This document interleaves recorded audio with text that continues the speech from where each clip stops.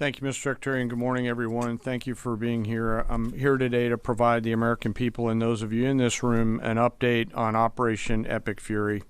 First, it's with profound sadness and gratitude that I share the names of 4 of our 6 fallen heroes, all from the 103rd Sustainment Command, U.S. Army Reserves out of Des Moines, Iowa. Captain Cody Cork, Sergeant First Class Noah Tegens, Sergeant First Class Nicole Amore, and Sergeant Declan Cody. To the families of our fallen, we grieve with you today, and we look forward to welcoming your family members home at Dover in the coming days.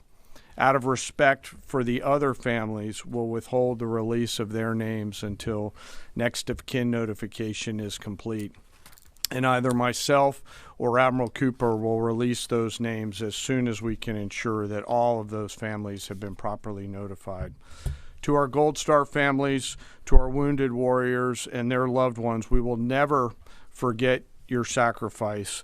Our nation stands with you, and we are eternally grateful for your courage, your resiliency, your devotion to this mission and to our nation. As the Secretary said, we're 4 days in, 103 hours into this campaign. The operation was again launched with clear military objectives designed to dismantle Iran's ability to project power outside of its borders, both today and in the future.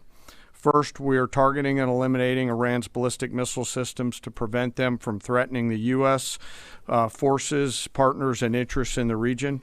Second, we are destroying the Iranian Navy, degrading its capacity, capability, and ability to conduct operations, not just in the Central Command AOR, but as the Secretary showed in the video, around the world. Third, we're ensuring Iran cannot rapidly rebuild or reconstitute its combat capability or combat power, and those phases will begin as the campaign continues. As of this morning, U.S. Central Command is making steady progress. Iran's theater ballistic missile shots fired are down 86% from the first day of fighting, with a 23% decrease just in the last 24 hours. And their one-way attack drone shots are down 73% from the opening days. This progress has allowed CENTCOM to establish localized air superiority across the southern flank of the Iranian coast and penetrate their defenses with overwhelming precision and firepower. We will now begin to expand inland, striking progressively deeper into Iranian territory and creating additional freedom of maneuver for U.S. forces. Let me explain a little bit about how we're thinking about staying ahead of the enemy. First, over the past several weeks, Admiral Cooper and the CENTCOM team have refined their operational approach to the region. Their planners identified key centers of gravity that would allow Iran to project power outside of its borders. They thought about how to isolate critical vulnerabilities and determined where, with precision, the greatest strategic effect could be achieved. As a result of this, CENTCOM is now shifting in day 4 already from large deliberate strike packages using standoff munitions at range outside an enemy's ability to shoot at us, now into stand-in precision strikes overhead Iran. As the Secretary said, this is a point of munitions transition from standoff munitions to stand-in munitions like joint direct attack munitions, which are GPS-aided free-fall weapons, and other things like Hellfires, etc. This will allow the joint force to deliver significantly increased precision effects on the target. The throttle is coming up, as the Secretary said, as opposed to ramping down. This will allow us to maintain consistent pressure on the adversary over the coming days, disrupt their launch timelines, and impose cost every day around the clock. I know there have been a lot of questions about munitions. We have sufficient precision munitions for the task at hand, both on the offense and defense. But I want to tell you, teammates, as a matter of practice, I don't want to be talking about quantities. And I know there's been a great debate about that, and I appreciate the interest, but just know that we consider that an operational security matter. Let me flip to the map here. Hopefully I don't kill anybody with a laser pointer. As I mentioned earlier, and for you with the camera right there, my friend, I hope I don't ricochet off and hurt you. Over the initial days, the U.S. Joint Forces continued to attack and attrit ballistic missile capabilities as well as integrated air defense capabilities along the southern axis. Along the northern axis, Israel and the Israeli Air Force has predominantly been working integrated air defense targets along the northern flank, as well as medium-range ballistic missile capability as well. From the sea, the USS Ford has continued to project combat power here, as well as the bomber pulses that we talked about in the opening days of this briefing.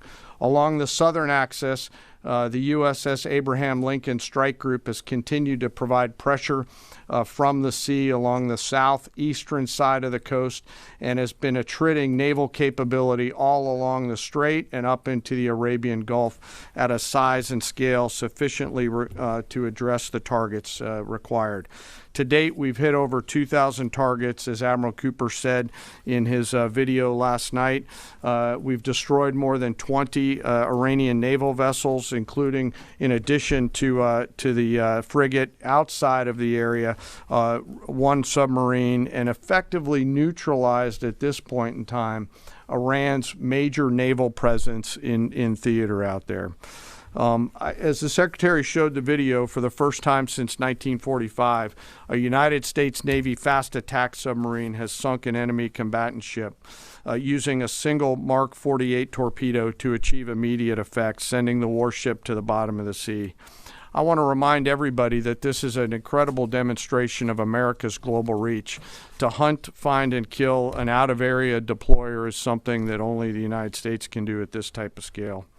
Over the next 24 to 48 hours, CENTCOM will continue to strike infrastructure and naval capability, and we'll continue to assess our progress against the military objectives. It does take time for us to collect that information and to assess en route. Much of our intelligence, surveillance, and reconnaissance capability is currently hunting and killing ballistic missile launchers and one-way attack capability. We're precise in that assessment, and we call balls and strikes in that assessment. We take that matter seriously. Iran, on the other hand, has been indiscriminate and more imprecise in their attacks. They fired more than 500 ballistic missiles and more than 2,000 drones, striking innocent civilian targets throughout the region. Our partners are answering the call to defend themselves right alongside us. Jordan, Bahrain, Saudi Arabia, the UAE, Qatar, and Kuwait are all defending their people with their own combat capability, with precision and restraint. Jordanian air defense crews recently intercepted a cluster of Iranian one-way attack drones headed to Amman. Bahrain's air defense forces shot down an inbound drone approaching Manama's maritime infrastructure, protecting both their population and critical shipping lanes. Saudi Patriot batteries stopped a salvo of ballistic missiles aimed at energy facilities near Dhahran. The UAE neutralized multiple drones targeting Abu Dhabi's industrial zone, demonstrating speed and precision. And Qatari fighters for the first time have shot down 2 Iranian bombers that were en route to their location. Together, these nations are helping to defend themselves and project power as required against the enemy. We're 100 hours in. It's still very early, as the Secretary said, but the balance is shifting.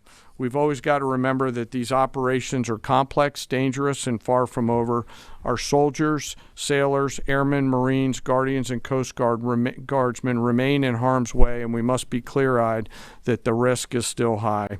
This is combat. Let us never forget this. As we continue, I ask that we hold all of our deployed teammates in our thoughts, those standing the watch, flying the sorties, sustaining the fight, and carrying our nation's burden. And I'll stop where I started, and that's remembering our 6 fallen possible. I remain humbled, grateful, inspired by every day the valor and professionalism of our joint force. They are quiet professionals through and through, out there doing America's work through the day and through the darkness. And with that, I'll take your questions along.